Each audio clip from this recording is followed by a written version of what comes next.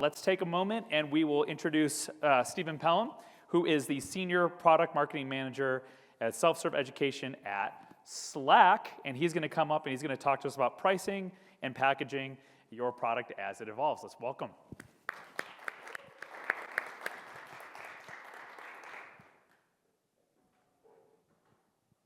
This is a safe space. We're all product marketers here. Let's do some market research. By raise of hands, how many of you feel like this? I should get my clicker here.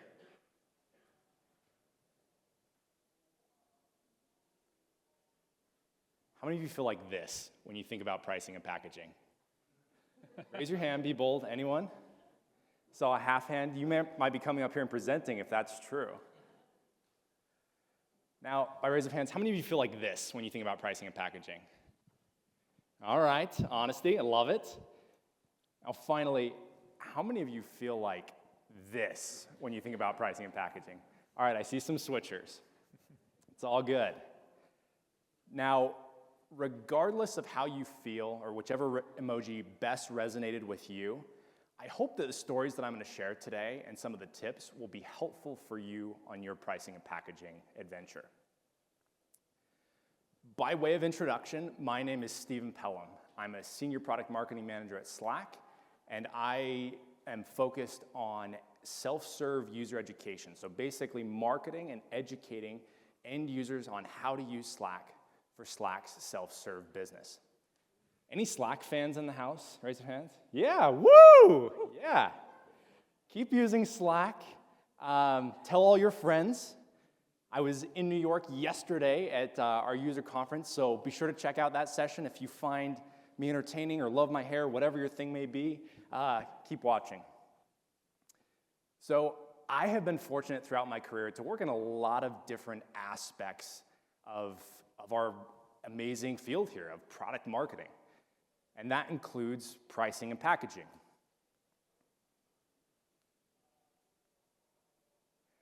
So my first introduction to pricing and packaging came early in my career when I was working on a big Tier 1 product launch.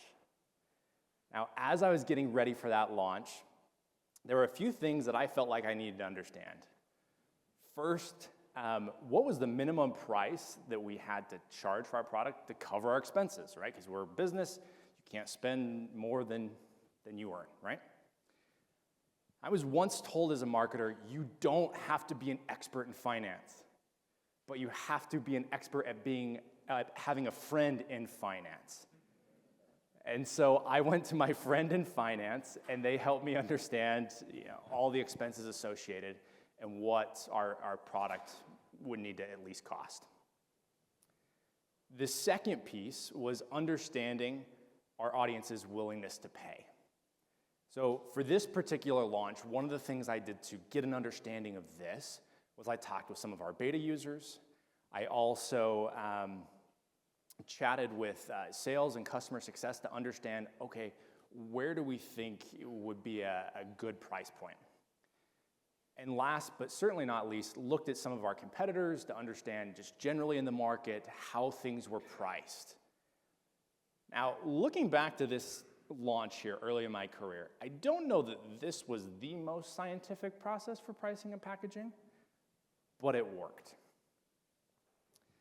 Now, later in my career, I found myself at a place where our pricing and packaging looked like the Cheesecake Factory menu. Essentially, you could have any option under the sun. Now, my favorite part of this time, I still cringe, is every single sales rep had their own custom pricing slide where they took a la carte products, they made their own bundles, they adjusted their own prices. They loved it, but it was a product marketer's nightmare, and I still remember cringing from that. Now, from this, I learned that ultimate flexibility may not be the right option. Now, despite pricing and packaging being kind of chaotic, one thing that could not be disputed was our sales team, they could really sell. And as we added more sales heads, the business continued to grow. But there were several insights and large group discussions within the company that helped us realize that just having a sales go-to-market motion was not, with just having that, we wouldn't be able to hit the level of success and growth that we really wanted to achieve. And so we realized we needed to introduce a self-service motion, product-led growth. Now, I knew of many other businesses who have been really successful at this. Slack, Dropbox, and many others started out with a self-service motion and then added a sales team. However, I had never heard of a company at the time going the other way. You had a really strong sales team, and now you're going to introduce that. And I didn't have any great use cases at the time to really lean on. And our business was not set up to support self-serve, least of all our pricing and packaging. Remember, it looked like the Cheesecake Factory menu. So a few different things happened next. We began working with product to develop an MVP to self-serve our products. We also began working with sales and customer success to be able to support self-service teams. We built on the marketing side the resources, the content to be able to funnel people into the self-serve funnel. But you can see my emoji down here at the bottom. What about pricing and packaging? All these things were happening, but there was still this question of like, okay, what are we gonna do? And I remember a time just like, oh gosh, what the heck? So here's what we did to begin to build pricing and packaging from the ground up. So we started on a listening tour. I feel like that's one of your product marketing merit badges. Every product marketer says there's a really good listening tour skills. We listened to our customers, we listened to all our internal teams and key stakeholders. Then we sat down and we began grouping our various products into natural groupings. So for the overarching story that we were trying to tell, we made sure and kind of started to group things together. Now from there, we worked to create a story around each plan. So we all know the importance of positioning and messaging, storytelling. We wanted to make sure that each of the plans that we were creating were part of that story. And that with each plan and each package, that from package to package, you're able to tell, what are you getting, what are you not, as part of that broader story. The final piece, one of the pieces that I found to be incredibly insightful was pricing pilots. So we pulled together a tiger team, a task force, whatever you want to call it, or whatever it's called at your company. We had one of these groups that I was part of driving on the product marketing side. We had a few sales reps, a success rep, some folks on strategy, finance, and we began testing some of these new packages that we were creating and really testing every part of them, everything from the name of the package to what was included to the price point. And we sat and worked really closely as this Tiger Team group to test, quite literally going to market with these plans to iron out the kinks for it. Now, after a lot of sleepless nights and many long, long work days, the end result was a holistic pricing and packaging revamp. So when the time was right, we relaunched this to the whole company. And we took 12 standalone a la carte products, and the first iteration was to create 15 packages across 7 different industries. That didn't last long, thank heavens. And we consolidated that down to 4 plans for everyone. A free plan, and then a good, better, and best plan. In doing this, not only did we see improved customer sentiment, but we increased revenue across the business as a whole. Since that holistic pricing and packaging revamp, I've continued my journey in this world of pricing and packaging to continue to do things such as additional pricing tests, iterations, updates, and even content for pricing. Now, I'd like to give all of you a little sneak peek that no one outside of Slack has yet seen yet, but this is a new free versus paid pricing page where we have an existing one today that shows like, here's the free plan and here's why you'd want the pay plan. But we've done some research and are updating and launching a new version of this here in a couple weeks.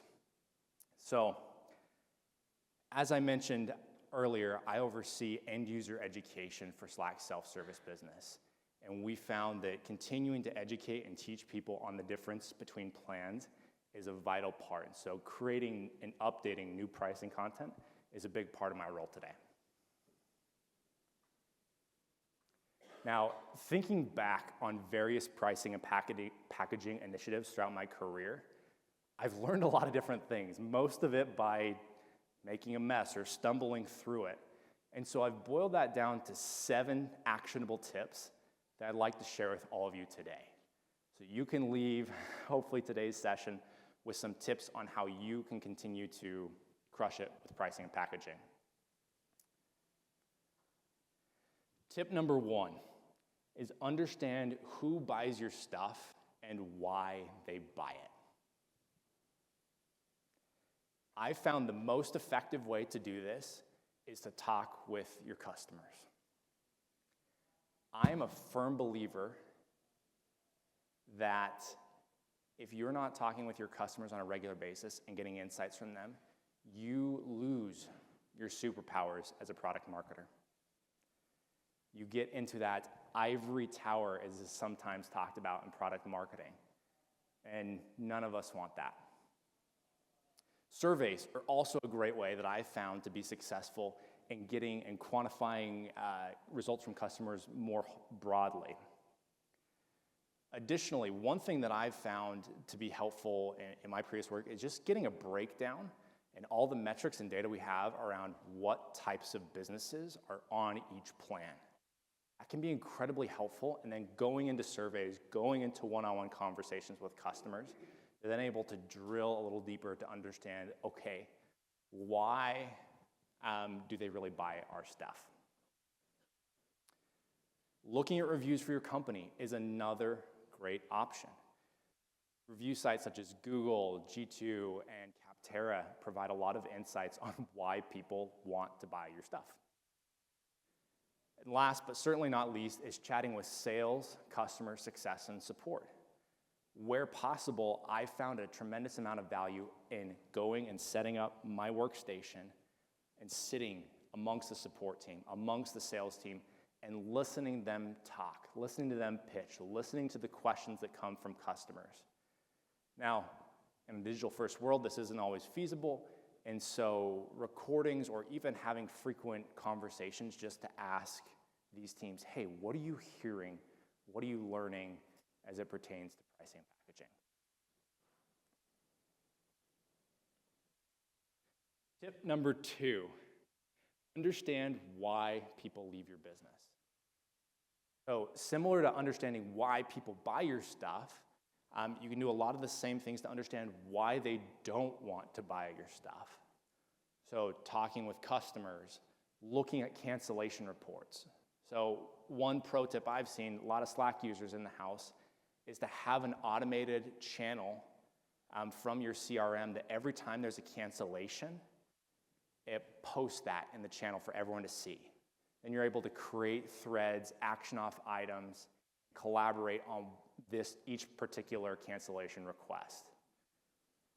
The cancellation channels that I've been a part of in the past are quite depressing, so you may want to go read some customer stories after that, so you can still feel valued and keep fighting the good fight and marketing your product, but that's a great pro tip that I found to be really helpful.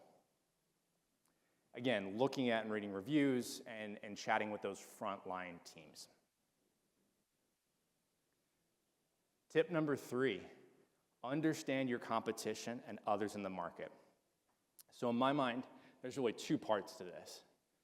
One is understanding the base level, who's out there, how do they price and package, what does that look like? And the second piece is keeping an eye and knowing ongoing what's going on with these folks. So looking very specifically at product pages, pricing pages, news updates, social media, whatever it may be. One pro tip I found is that you can automate a lot of this with a tool like Compite. So shout out to my friend Jordan in the back. Make sure you go say hi to the team there. Really cool stuff. Tip number 4 is to understand customers' willingness to pay. I'm going to let you in on a little secret. Unless the word pricing is in your title, you don't have to be a pricing expert, period. There are a lot of folks who really know the nuts and bolts, the conjoint analyses, the pricing model, the forecasting, etc. And as a product marketer, I don't feel like you need to do that. Again, depends on your situation, but just set that expectation for yourself. Don't feel like you have to be the expert in all that. As a product marketer, you have enough on your plate, right? We're here, hopefully this is therapeutic, we can all vent, and there's a lot on our plates. I think the single most important thing as product marketers is to be the expert in our audience and to be the expert in our product and to help connect those two. It doesn't need to be running conjoint analyses. By having a basic, however, this tip is all about understanding customers' willingness to pay. So you can have a basic understanding of your audience and what they think about pricing, whether it's too expensive or whatever. You can do this through interviews, surveys, a variety of different things, but having a base level understanding as a product marketer, I think, is really important. Tip number 5 is test everything. Really test everything.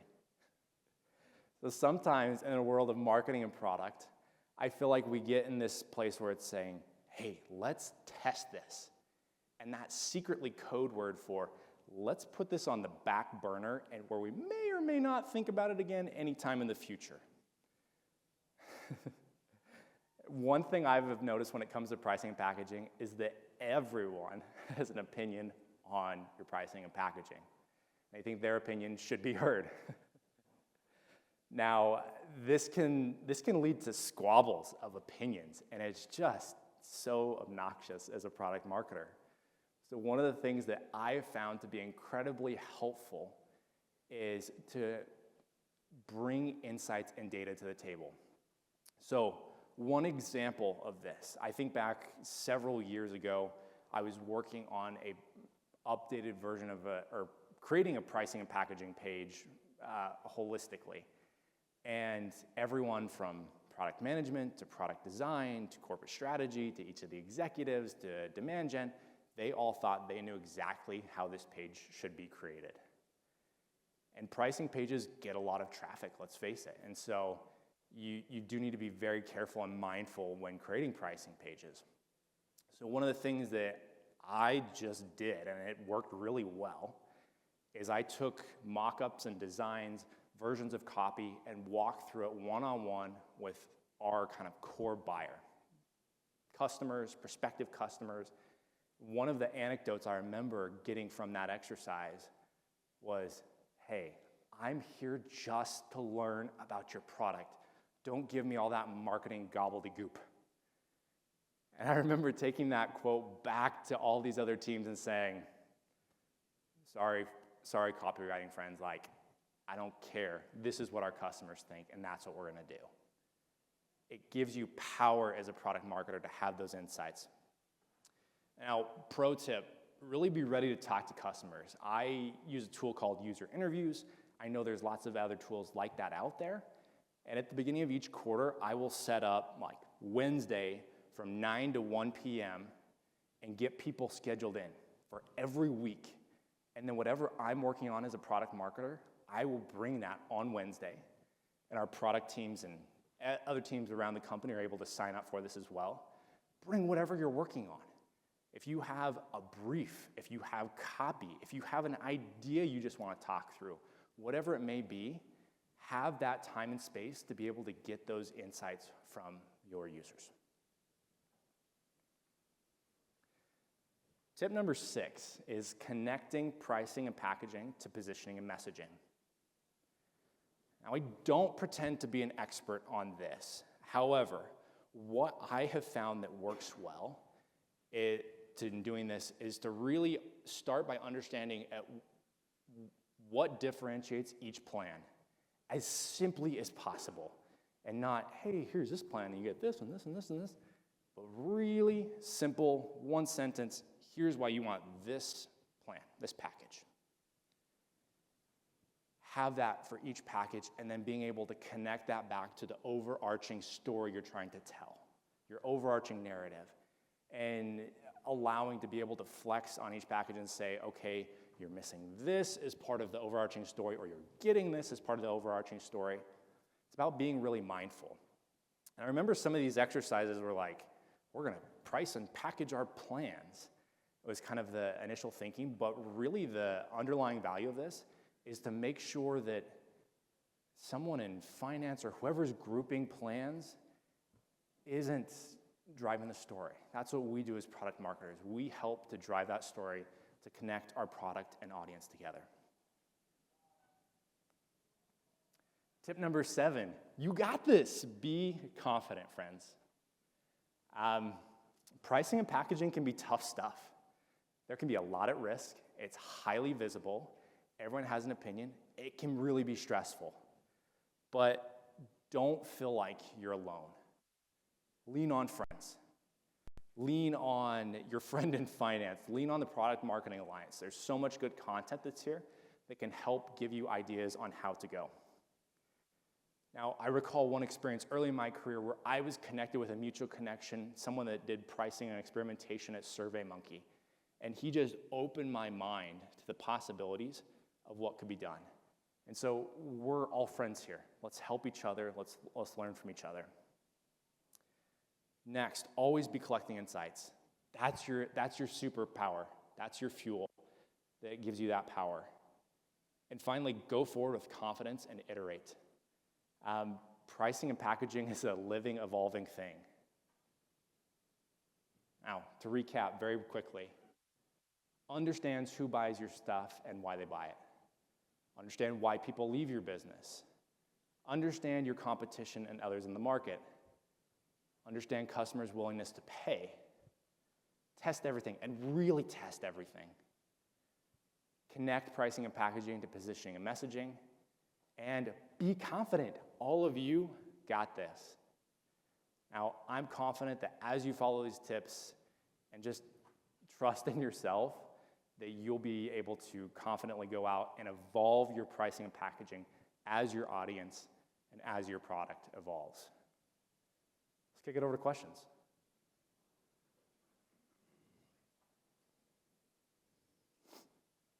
In enterprise software where pricing may not be publicly displayed on a vendor's website, how do you monitor competitor pricing? That is a very good question. So a few things that I've seen work or have been a part of.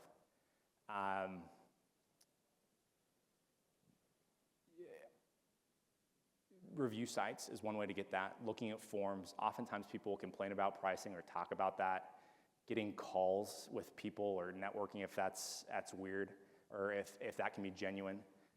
There is such a thing as secret shopping. You know, going to shows, going incognito, getting demos from competitors' products. I have done that. It's the most spy-like thing I've ever done. It's gray area. Be careful when you're doing that, but yeah.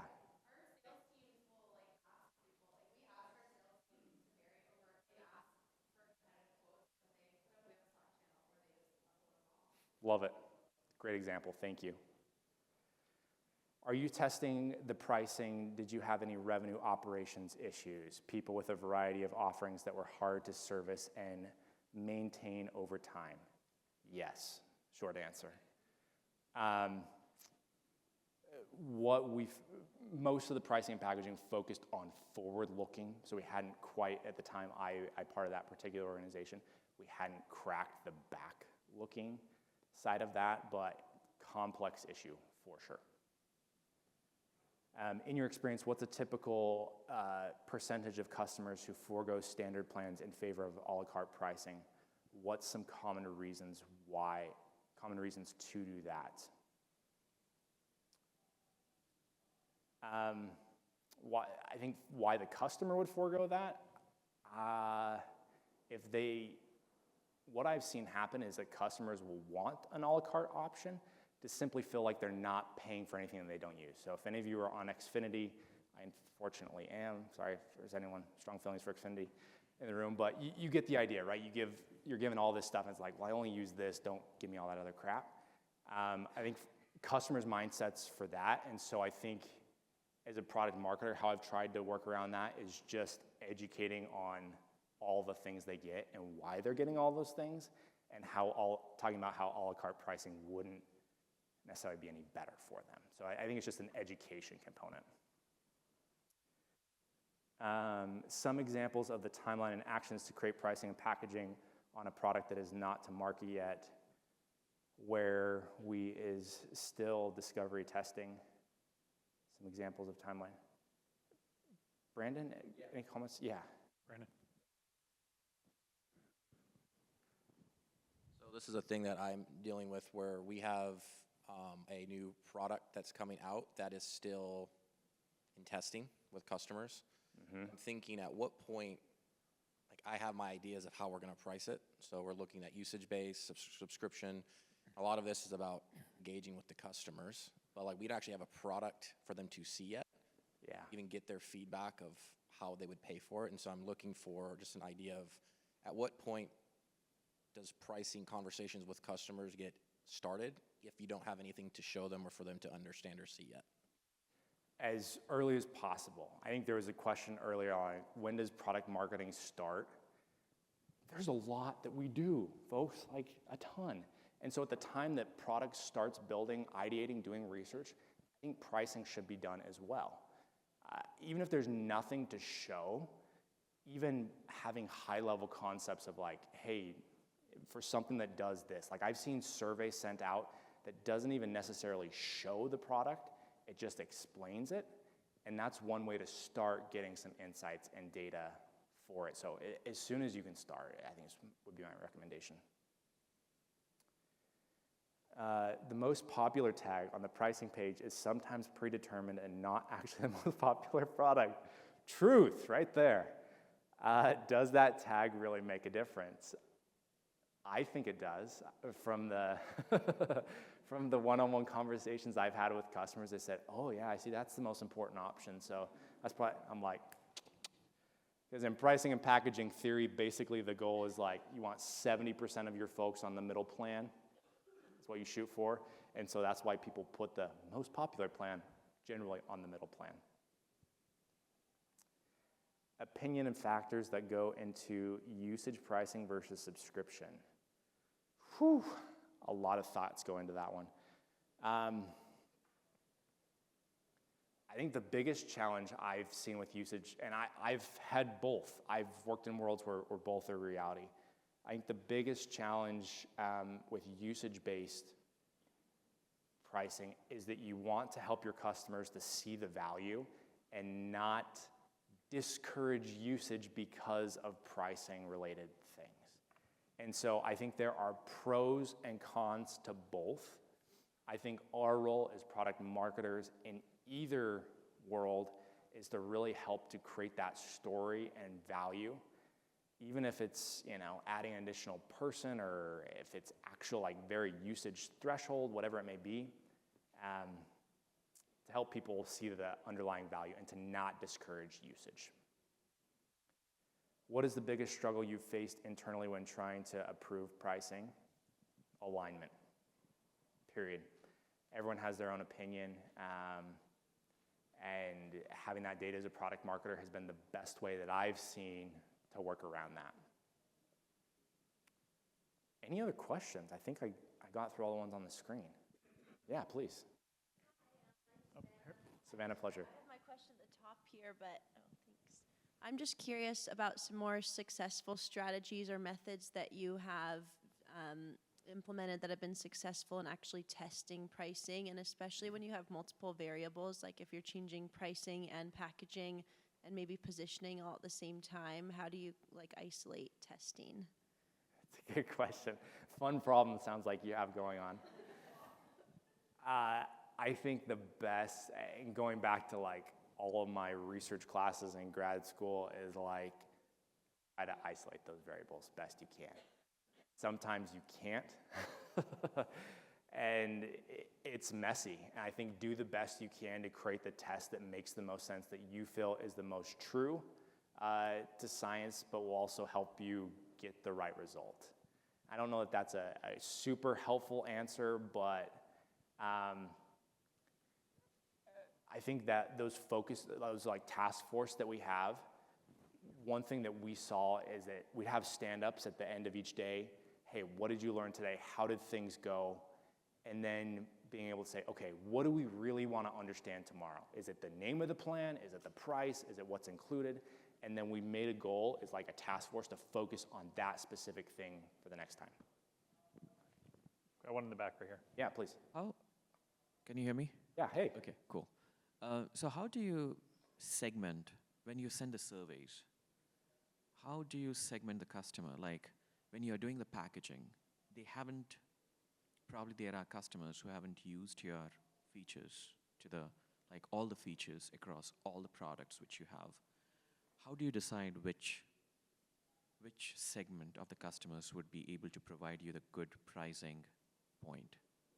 It's a great question. So I think it kind of depends on your goal, but what I did that seemed to work well is that I mentioned we started creating these packages from scratch, right, from a la carte. And so we would talk to people that were that were using the products that were going to be naturally grouped. People that were already basically using the plan in an a la carte form. So if they were using product X, Y, and Z, and we knew that this plan was going to have product X, Y, and Z, we'd want to talk to those folks.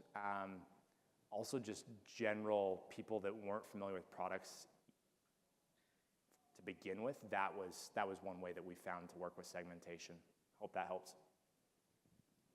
Thanks, friends. All right, let's give a round of applause. A